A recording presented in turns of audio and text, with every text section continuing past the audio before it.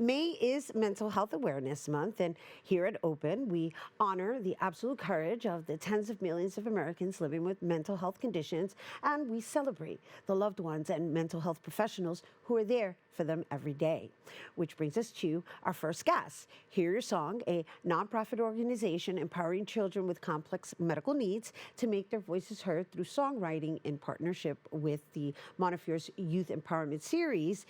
Hear Your Song facilitators, what they do is they lead songwriting workshops, allowing participants to write and produce songs about anything they want, from celebrating friendship to struggling with depression. And joining us to share more is Youth Empowerment Series Director, Dr. Jenny Seham, and Dan Rubins, Hear Your Song co-founder and Executive Director. Hello and welcome.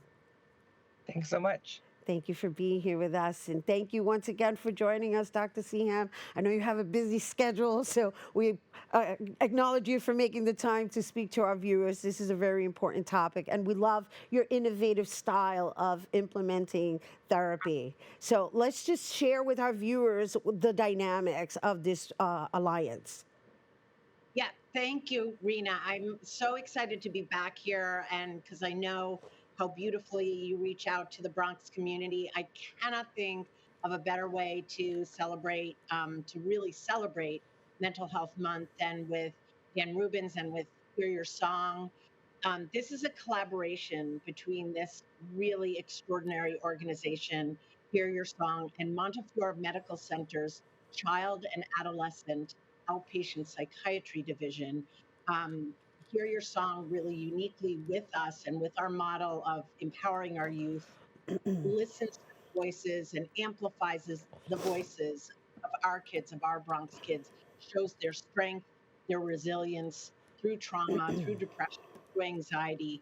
And I think what I want to highlight before you turn it over to Dan is how much these kids are reaching out to help other kids and how much they want through their songwriting to help other kids who may be struggling with mental health That's issues. beautiful. That's beautiful because they listen to each other, right, before they listen to an adult. So thank you for sharing that. It's very important because you're also educating them on the importance of passing it forward while they're actually healing themselves. That's beautiful. That's really beautiful. So let's just talk, I guess, share with our viewers a little bit more about this concept of Hear Your Song, Dan Rubins, and how it even came about.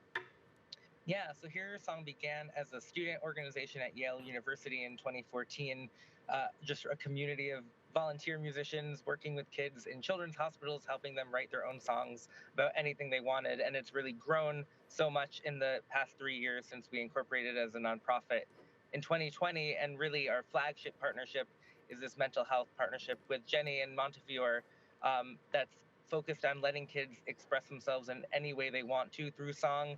And so some of our kids are writing about their friendships with a fictional wolf, and some kids are writing about their struggles with gender dysphoria and depression, as Jenny said. So really giving them a platform to share their songs and feel that they're in a community that is collaborative and supportive and will sort of listen to anything they want to share and help them amplify that to the world. So I was able to listen to a few of them and also experience the visuals that accompany the storytelling. So tell us about that process, right? Because this is kind of led by teens, done by teens, right?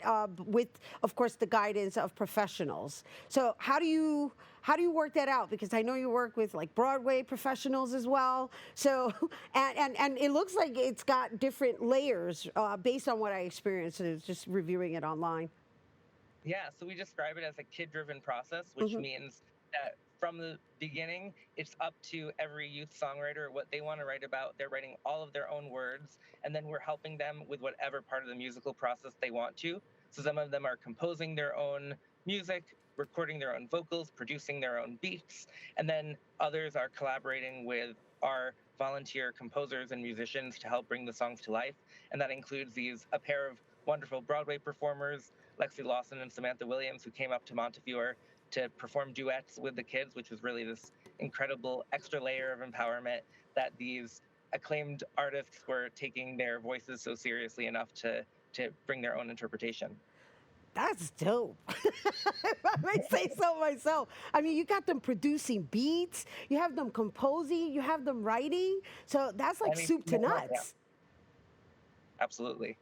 Awesome. So, Dr. Sehan, can you share a little bit about the percentages in mental health and the increase that's occurred since the pandemic and how impacted I want to say the next generation, the teens, the high schoolers, how they're living into this because it's different from the rest of us who are adults, even though I live in denial. Yeah.